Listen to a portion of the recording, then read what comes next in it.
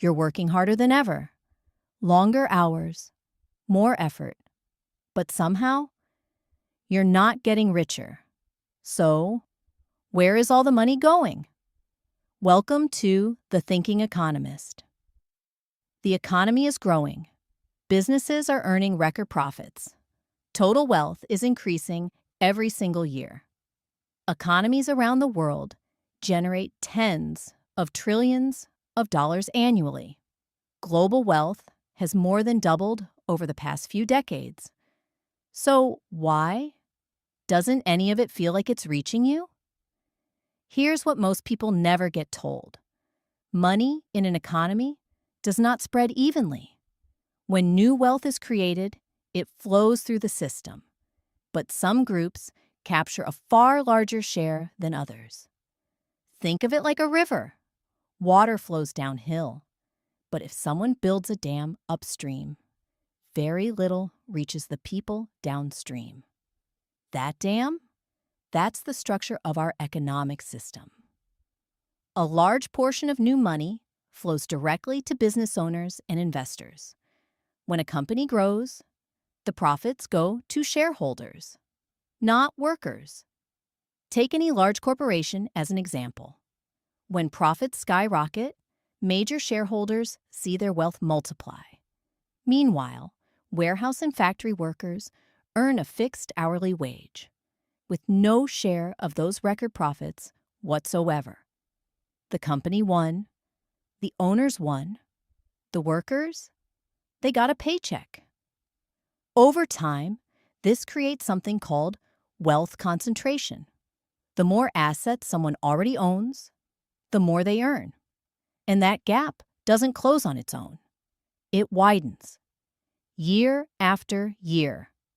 In many developed economies, the top 1% now holds an ever-growing share of total wealth, while the bottom half collectively owns almost nothing. The gap isn't closing, it's accelerating. Then there's asset growth. Property values rise, stock markets climb. People who own these assets become wealthier without doing any additional work. Consider this. In most major cities around the world, property values have tripled or more over the past few decades. You didn't build anything new.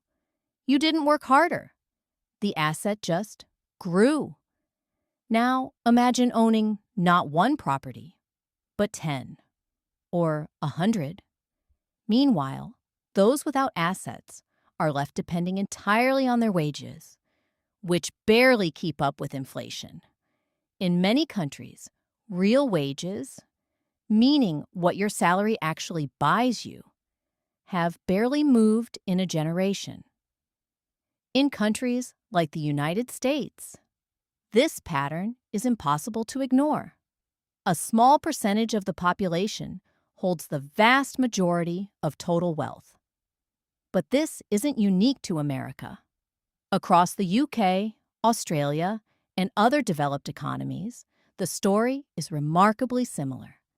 Even in fast-growing parts of the world, wealth at the top has grown dramatically, while hundreds of millions still struggle with basic financial security.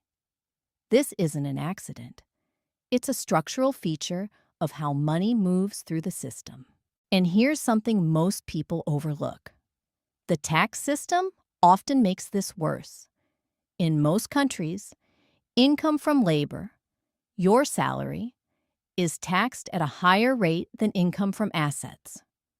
A nurse or a teacher earning a modest salary pays a higher tax rate than a wealthy investor earning the same amount from stock dividends. The system isn't broken. For some people, it's working exactly as designed. So, the money isn't disappearing.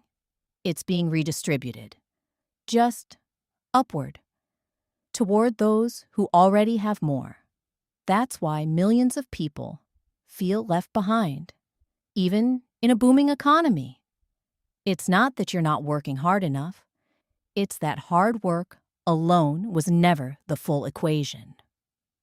If this made you think, You'll want to watch our video on why rich people keep getting richer. It explores another aspect of this topic. Please like, share, and subscribe to The Thinking Economist.